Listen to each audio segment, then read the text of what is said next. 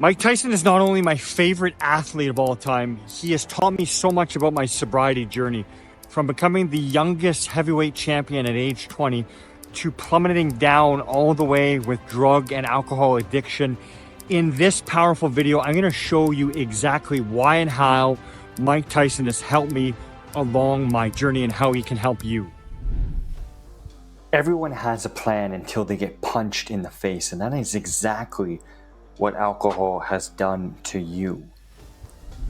Tyson was one of the most brutal and vicious boxing champions in the late 80s and early 90s, absolutely destroying everyone in his path in the heavyweight division. It wasn't always this way for the young Mike Tyson, who was actually born into severe poverty. His mother was a prostitute, his father wasn't present, and he was surrounded by drugs, alcohol, gangs, and severe violence. If you can believe it or not, he was actually arrested about 38 times and ended up in a detention center in upstate New York. Now, at this detention center, it was a pivotal moment in his life, as the champion at the time, Muhammad Ali, came to talk to the children there. And Mike is quoted saying, "As soon as I saw him, I wanted to be like him. It's like the spirit just hit me. Boom." This became the incredible journey for Mike Tyson, as he actually met a gentleman by the name of Bobby Stewart, who was a previous professional Irish fighter, who gave Mike the solid foundation and fundamentals and basics of his boxing game. He worked with this Bobby Stewart for about 3 or 4 months, and then Bobby passed him off to the late great Customano, who was a professional trainer and manager who'd actually managed several heavyweight champions. When Tyson's mother died at age 16, Cuss became Mike's legal guardian. Working with Cuss, Mike developed the crucial skills and received the guidance, coaching, and proper direction, which gave him the amazing attributes which made him win gold medals at the 1981 and 82 Junior Olympic Games. He then made his professional debut as an 18-year-old in March of 1985. His mentor and father figure sadly passed away shortly after his debut. Tyson ran through the entire division and became the youngest heavyweight champion in history at age 20 when he knocked out Trevor Berbick.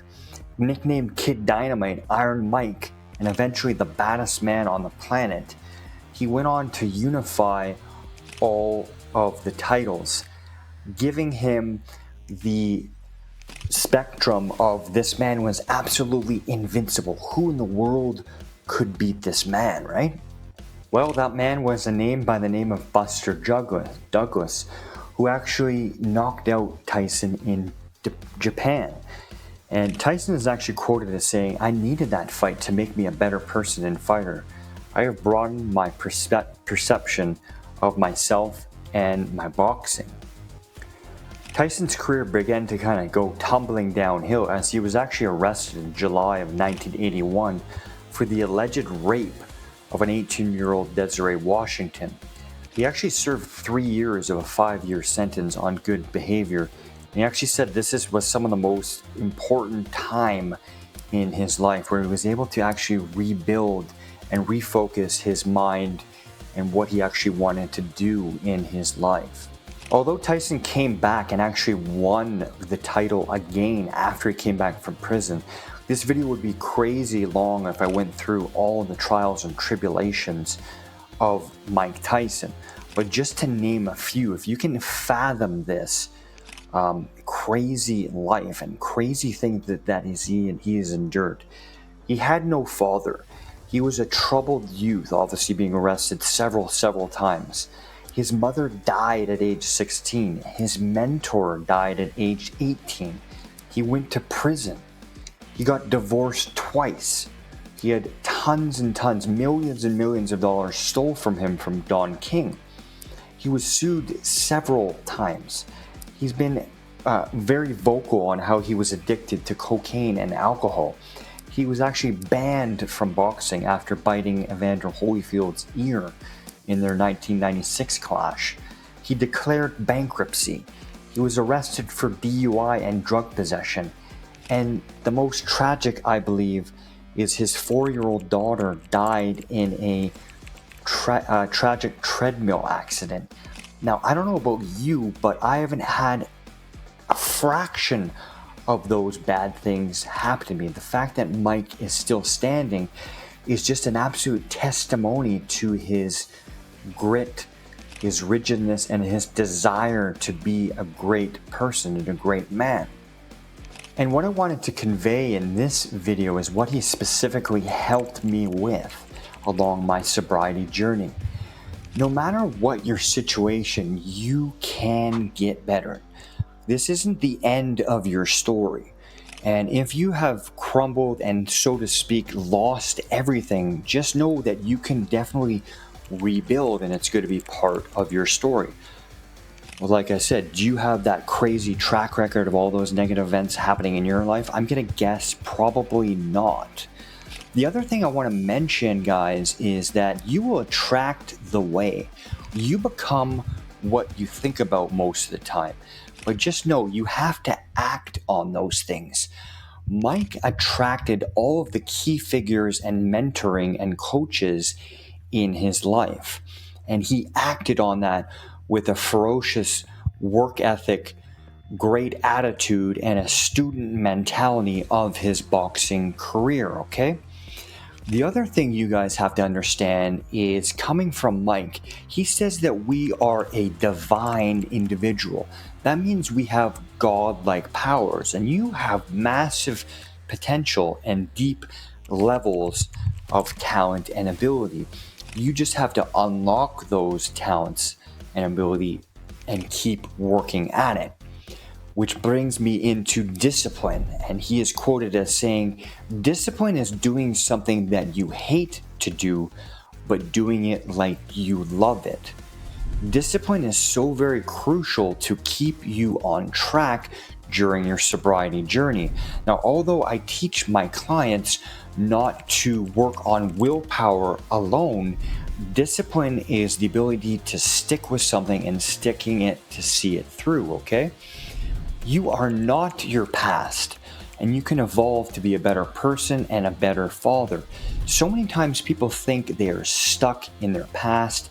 That is just a chapter in your life, in your journey, right? Mike is quoted as saying, "You need a coach and a mentor, someone who has been there before you." Okay, it doesn't have to necessarily be with me, but the quickest and fastest way to eliminate this toxic poison out of your life, fastest way from A to Z, is to get a coach, a mentor, a Mr. Miyagi, so to speak. Otherwise, you're just going to be wandering around trying to find your way, and that will take so much time, and time is very, very valuable. Make amends with people and in your life and in your past. That will make you feel so much better when you tie up those relationships maybe that you affected. You said some bad, negative things to that person. At least if you apologize to that person, you know that you did the best you can. Mike is actually quoted saying he is very sorry for what happened with him, his late trainer, Teddy Atlas.